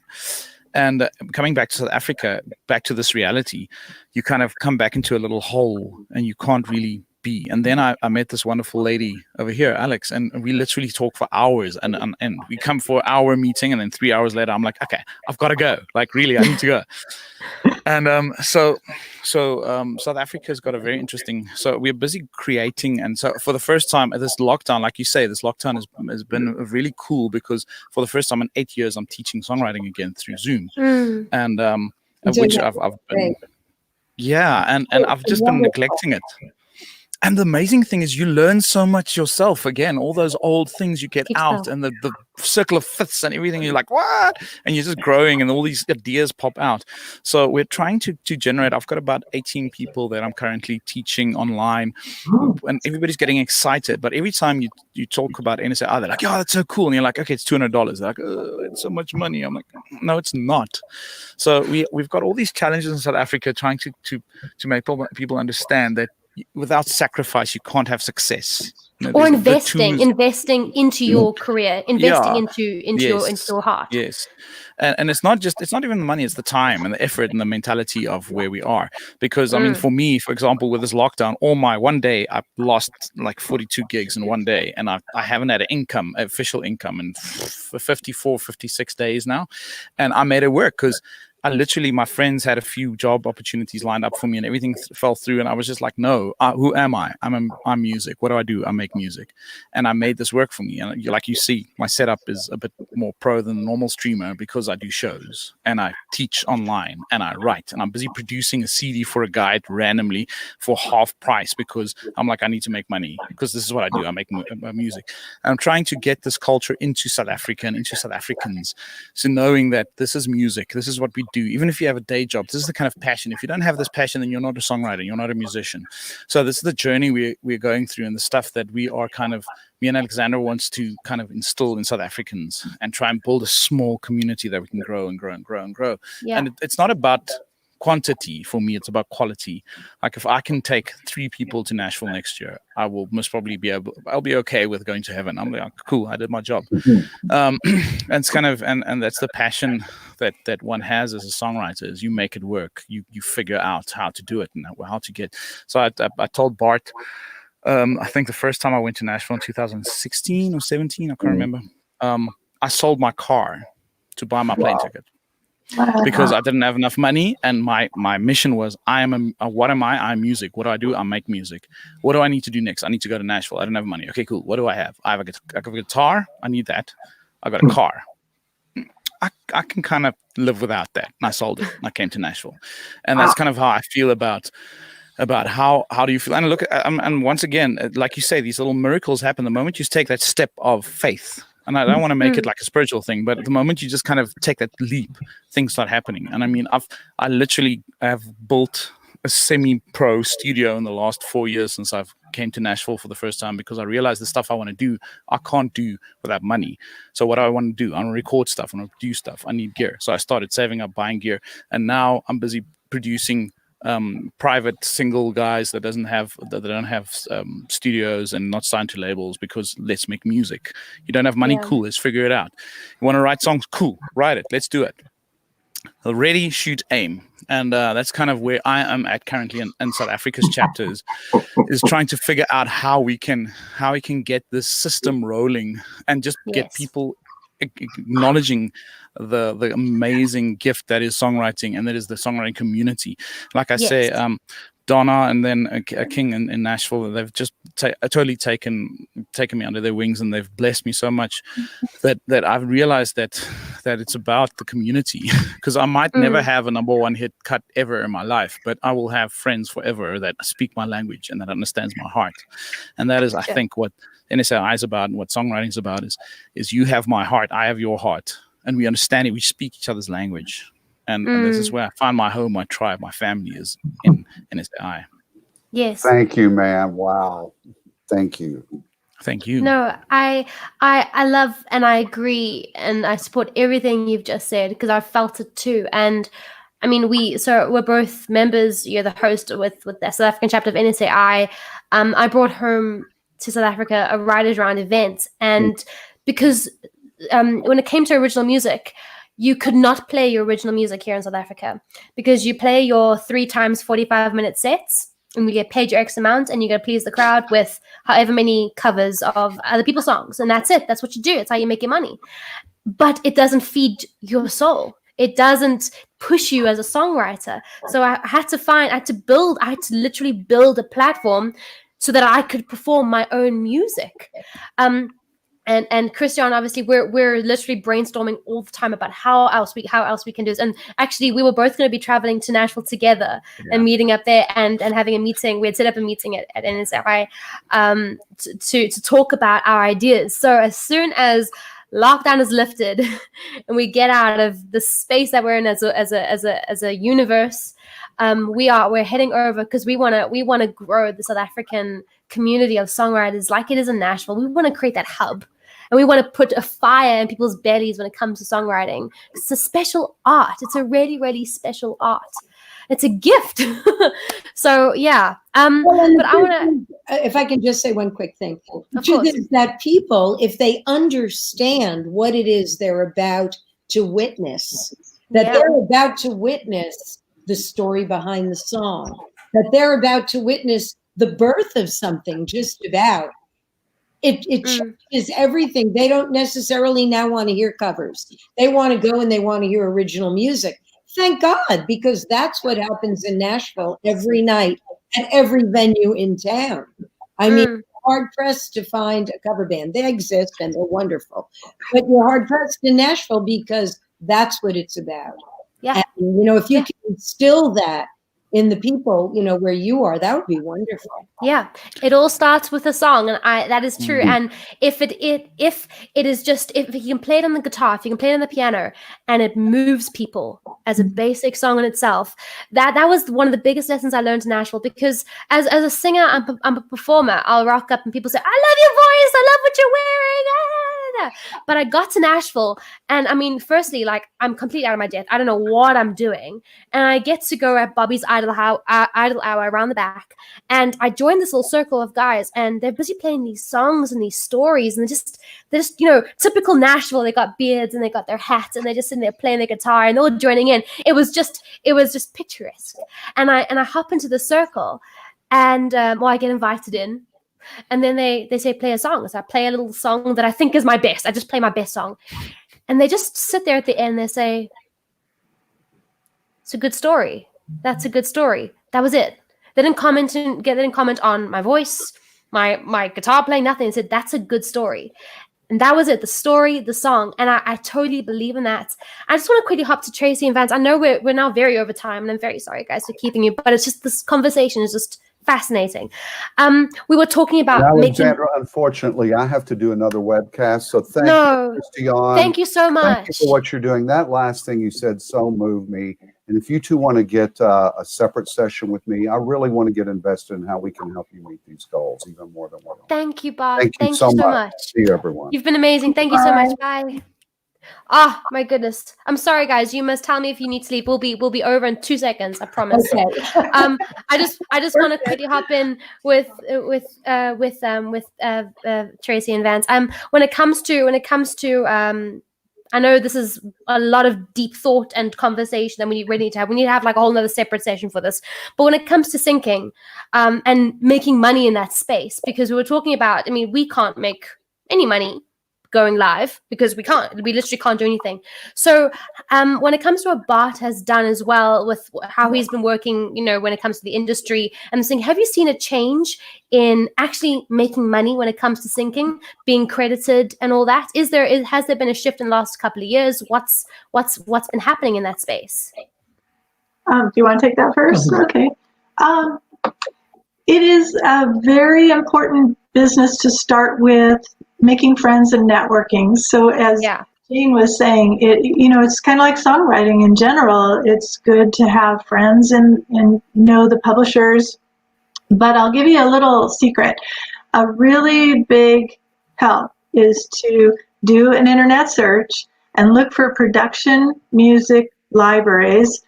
They're basically publishers and record labels rolled into one. And that is where you will find opportunities.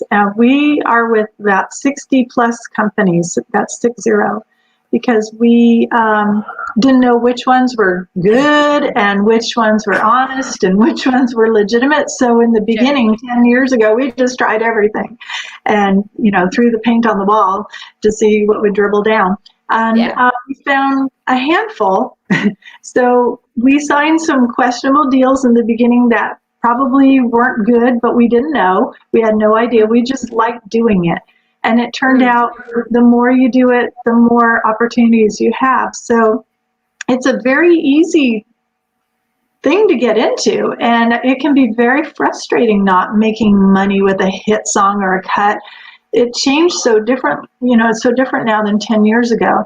So for us, that was the way to make a living, basically, and it fulfilled us a lot. And I discovered that the sync money, if forgive me, I don't mean to interrupt it. So, no, that's okay. But I mean, when Alexandra asked what changes, to me, I would say what changed the most is the amount of money that you make for sync. It's going down, down, down, down, down, down. Right. Yeah. Right. I mean, especially with cable TV and whatnot, and forget the fact that you have a placement in a movie that's being streamed, it's not going to end up on the Hallmark Channel. It's going to be streamed. And then you have the Hallmark Channel that's being streamed. And it's very complicated. You guys obviously really know what you're doing. I'm grateful I have a publisher because it's always very confusing to me. Very confusing to me. And I guess, I turn my songs in and, we have people obviously connected to our company that will send me an email and say, this is what we're looking for, But there are many different tiers to what we do. Exactly. And you're right, Jane, there's like the huge movie placement, and that used to pay, believe it or not, as much as $100,000.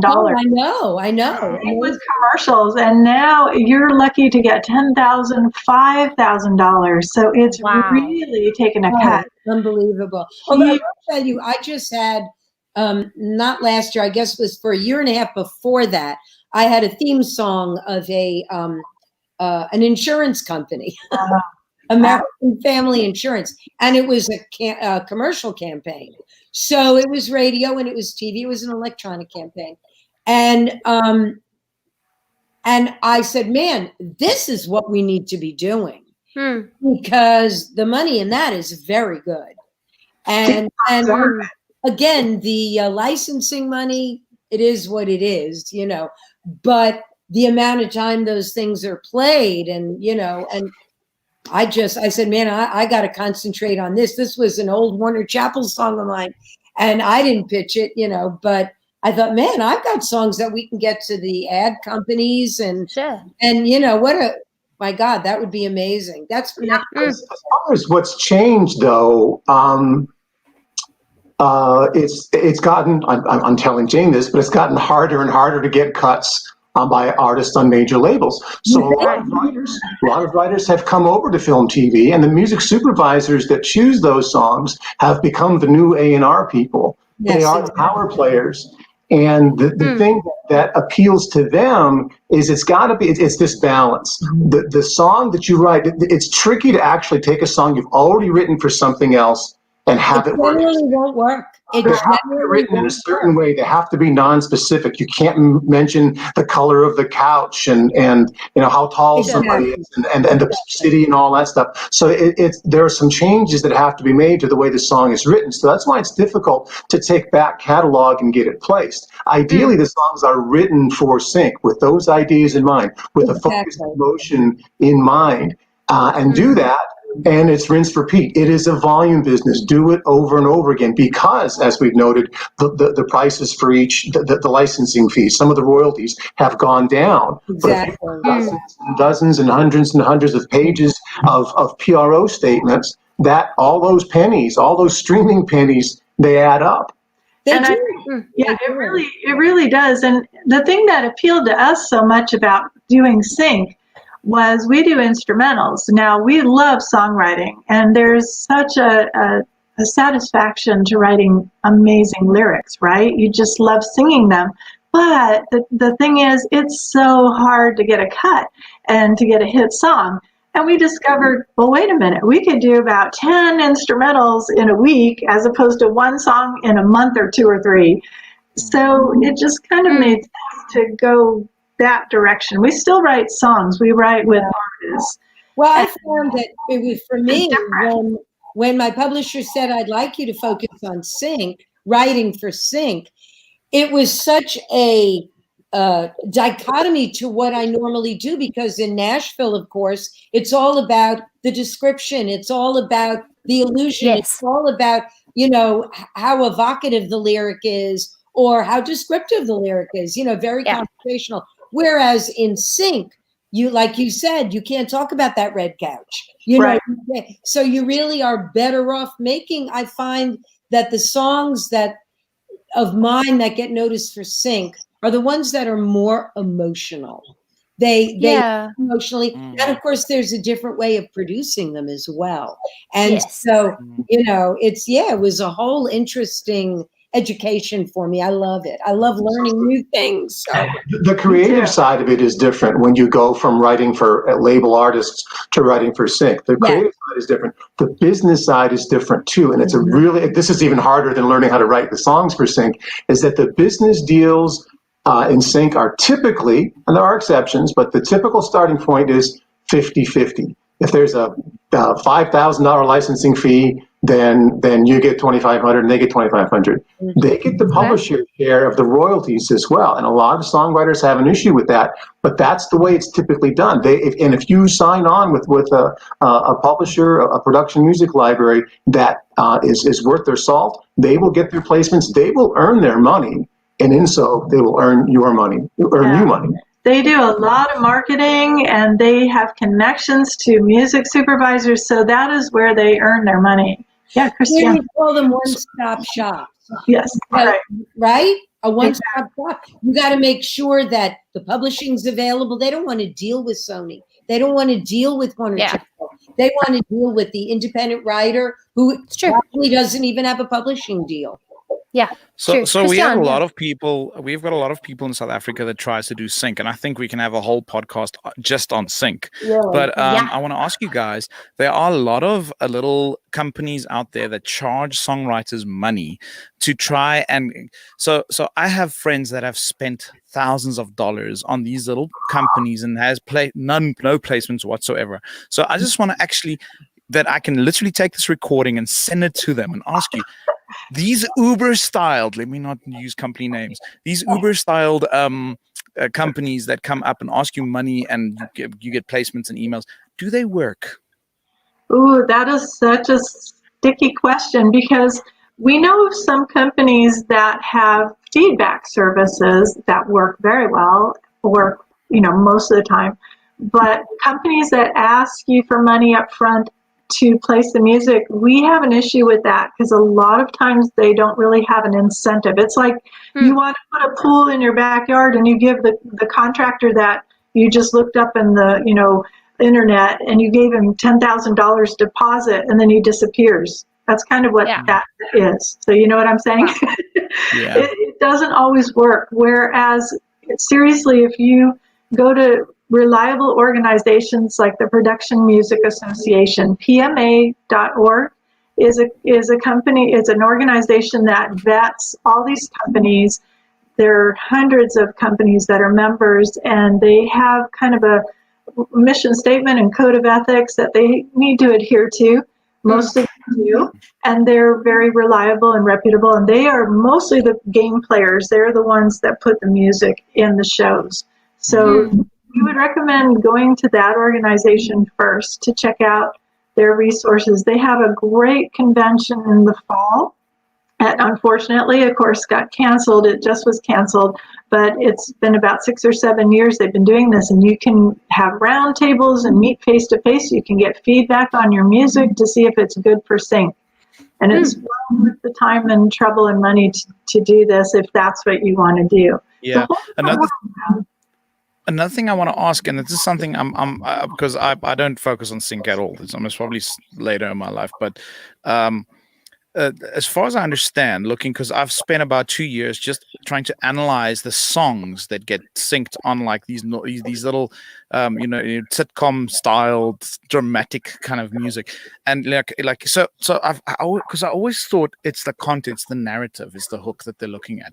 But then later on, I was like, I remember I was watching this The Last Ship, and there was this song.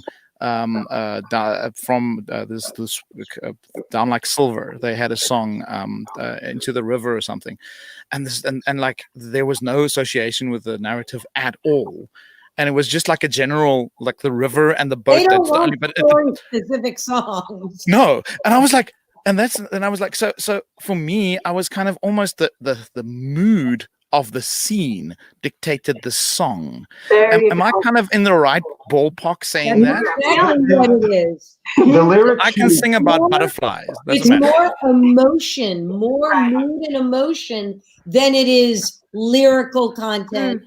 And again, I believe that the production has a lot to do with it. Oh, yeah. The production is so minimal. While we're out there trying to get songs cut and doing the production for them, basically, we're doing great demos that are records. This, you have to scale it back. It's not, normally that's not what they're looking for. So It's the lyrical content. The lyric should be about an emotion, not a story, but about an emotion. Right. And then, but the other big thing is the genre. Because if there's a tender love scene and somebody has this punk rock song that has a perfect lyric, that's not the right genre. So they're really genre concerned as well. So you have to basically, the more simplified stuff tends to work better. Vocal guitar, piano vocal. I call it singer-songwriter. That's basically what they're looking for. Exactly. They call it also indie folk or indie acoustic folk or indie rock. I love it. Hello, this is what I do. But for instance, Christian, the song that you played, it was a great song, and obviously we're not hearing it with production, but I'm not sure what genre that is, and that's another thing that we artists have a hard time with, that the industry wants to do right away.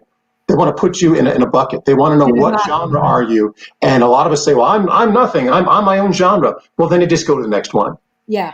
They want to know, okay, this is a punk rock song. This is a hip hop song. This is a singer-songwriter song. This is a modern country song. This is an 80s country song, because they're all different. And even if the lyrical content is dead on, if the genre is not there, then they're going to go to the next one. Exactly. Yeah. Exactly. Like Jane, they said, write a country song. Well, what makes a country song? Well, let me tell you, I've actually had my, the person that does this for me say to me, they're looking, the scene is in a country bar. So they're looking for kind of maybe even a George Straitish or a Florida Georgia Line or something, that's what they're looking for. So maybe then I can go to my catalog. But, I wanted to ask you a question. there is a service that my publisher had signed up for, and I have just don't get it. It's called Song Trader. Have you heard of it? Mm-hmm. Yes. And to me, it seems like, I'm not denigrating it at all. I think it's wonderful if it can help you.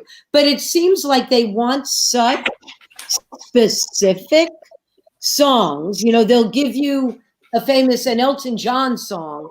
And they basically, I think this is mostly for people who have their own studio and they can sit down and do a track. Because basically, sometimes you don't even have 4 hours to get pitched, you know. So you sit down and you do a basic track or whatever. You know what you have to do, how you have to have it sound, and it's going to sound just like that Elton John song, but with different lyrics. But you have to be able to do that, as opposed to, I don't normally have West Indian tribal music in my. You don't? I don't understand why. I don't have West Indian. They send out a thing, and I realize how limited. Oh yeah, in my catalog. But going back to my previous statement about it being a volume business, and by volume I mean write a bunch of music. You should have a bunch of a broad, diverse catalog. But also, what you want is a whole bunch of placements from a single song. Exactly. You know, whatever number. I mean, it's a 20-80 rule. Basically, 20% of our catalog makes 80% of our money. So the idea that, and this is one of the reasons that I'm not interested in those types of specific pitch services, because you can write it so specifically, it fits that particular placement. If you get it, great. If you don't, then what are you going to do with it? Will likely not get used anyplace else. So whenever we're writing, we're thinking in terms of whatever we're intending it for, but we try to tailor it so it can also be used elsewhere. And you can do that by focusing on the emotion. Right. If you use themes like togetherness, friendship, loneliness, you know, it can be a sad song. It doesn't. We do happy. That's kind of our brand. But can you tell? But a lot of people want to do the more introspective. Those get used all the time. You know, for videos too.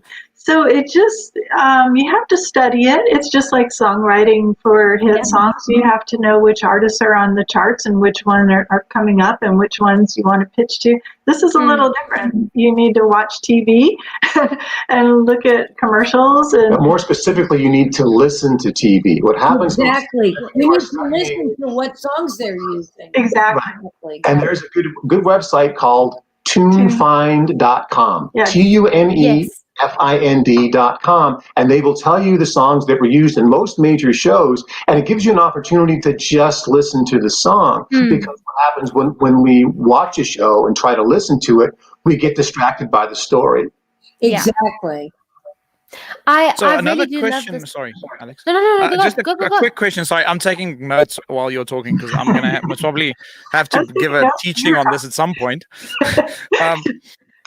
So my question is, so what happens in South Africa is a lot of time people offer you a bulk sum of money and then they take your royalties, which of course I understand after Michael Jackson and all that, you're not supposed to do it and it's very much frowned upon. But in South Africa, it's a common practice that they say, okay, we will give you X amount and then we have the royalties. And you kind of think, does that happen? Is what they're doing. I mean, that used to happen here. I don't know if it happens anymore. Famous story is Willie Nelson. Willie Nelson sold the publishing for the song "Crazy" for $100, which is crazy. Crazy. He needed the money. You know, that's why there need to be other opportunities. Yeah. You know what I mean? I mean, there's a very famous song here in Nashville about the song "Low Places," Friends in Low Places. Yes. About how that publishing was acquired. And the guy paid in comparison, he paid nothing for the publishing. Wow. And of course, it was a huge song. So you always want to make sure if someone says to you, I'll give you this money and you give me everything afterwards. You know, I'll give you a little bit of money and you give. I would dig ditches before I would do that.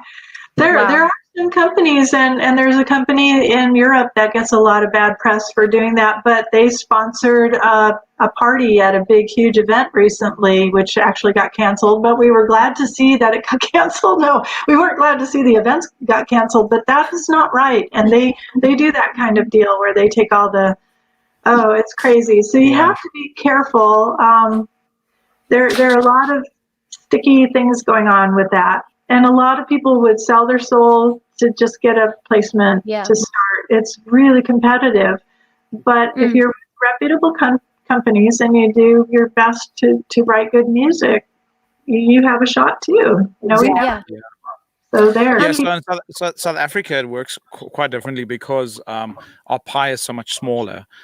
So for me to give you, once again, just giving you the idea, I think 14 or 15 songs that had a high rotation radio play this year, and I got under $150, give or take.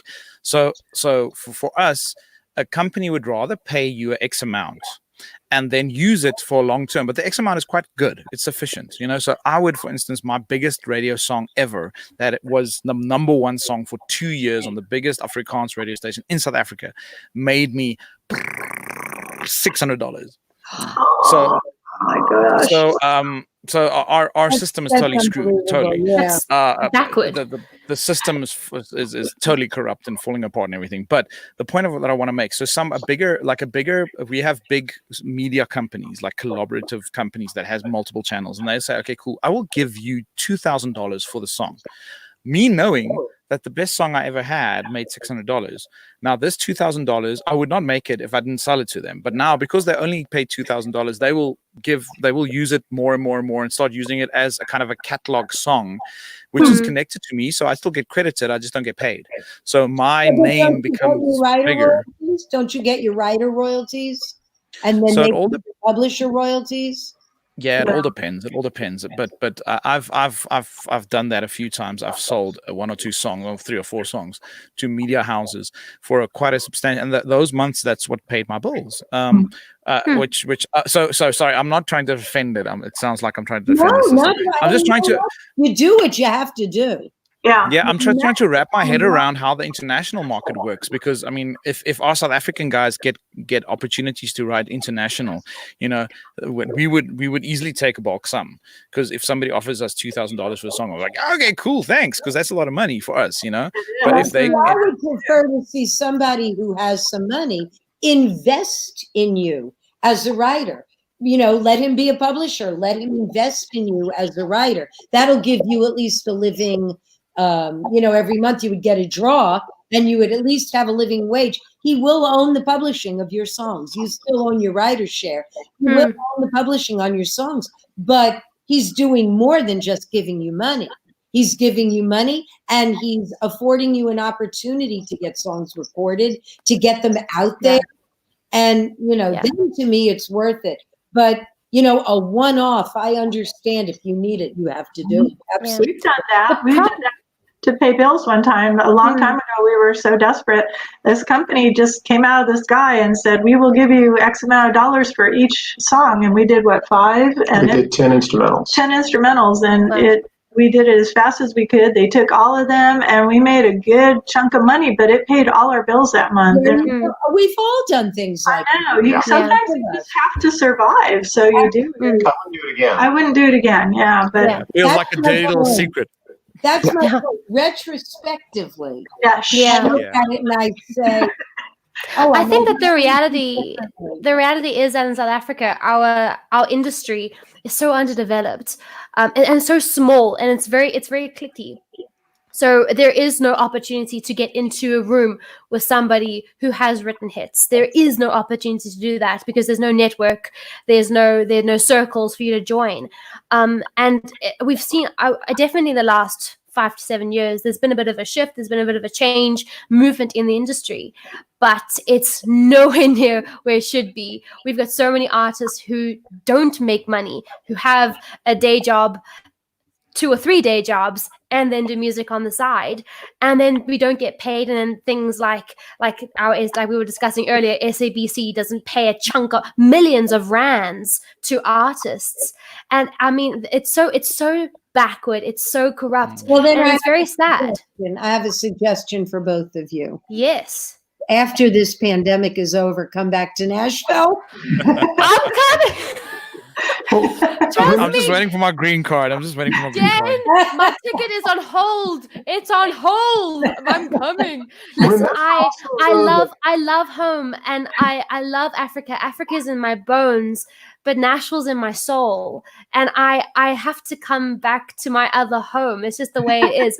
But I definitely I want to take whatever's in Nashville, whatever magic exists in that air. There's something in the air. Whatever magic exists, I want to breathe it out. I want to breathe it out of Africa. Listen, guys. I really do think this sort of conversation, we've literally spent like another half an hour just talking on thinking, like just thinking. So I would love to have all of you back, including Bart, just to talk more about the nitty gritties, and we'll be very strict. We'll be very strict, and we'll make sure. Oh my goodness, we could go for hours. You just let me know when. I would love to have, but Jane, thank you so much for doing this. Tracy, Vance, thank you so much. You guys have been amazing. And Christian, it's so good seeing your face again, my friend. I know, right? No, you guys have been incredible. Your songs too. Yes, we love your songs. Nothing gives us more of a thrill than to have a writer's round. And a couple of years ago, Vance and I, it was my dream actually, but I had a hit songwriters round, and we had 4 concerts. They were absolutely amazing. Wow. And it just brought tears to my eyes. So it was such a treat to hear you guys. You were so talented. And thank you. If you ever do that again, include me. I would love to do it. Absolutely. Now I know where to get you. That's right. We had Steve Dorff, and he wrote #1 country hit. I wrote a song with Steve. Yeah. Of course you did. Of course. And then we had Marty Panzer, who wrote all these hits for Barry Manilow, but he also writes all the princess songs for Disney, and it was amazing. It was just this great collection. That's wonderful. So we'll definitely have to do it again, but we just love hearing you guys wear your heart on your sleeve, and we feel it. So thank you so much thank you. Well, thank you, Alexandra, and it was so lovely meeting you guys, really. You guys are brilliant. So keep doing what you're doing, and we'll just be all doing this together and rising together. Absolutely. Yes. Absolutely. I love that. Let's all stay connected, and thank you so much for the encouragement. Yes. This has been incredible. Guys, let's get together again soon. I'm going to talk to you all on email and everything, and we'll do the thing. Thank you. But stay safe. And stay well, stay safe, all of the above, and sending love everywhere. So see you guys soon. Okay, thanks, Alexandra. Bye. Cheers. Bye, guys. Bye. Oh man. Oh, okay. I'm gonna play this little outro here. Ooh, I've lost it. I've lost my outro. Are you with me?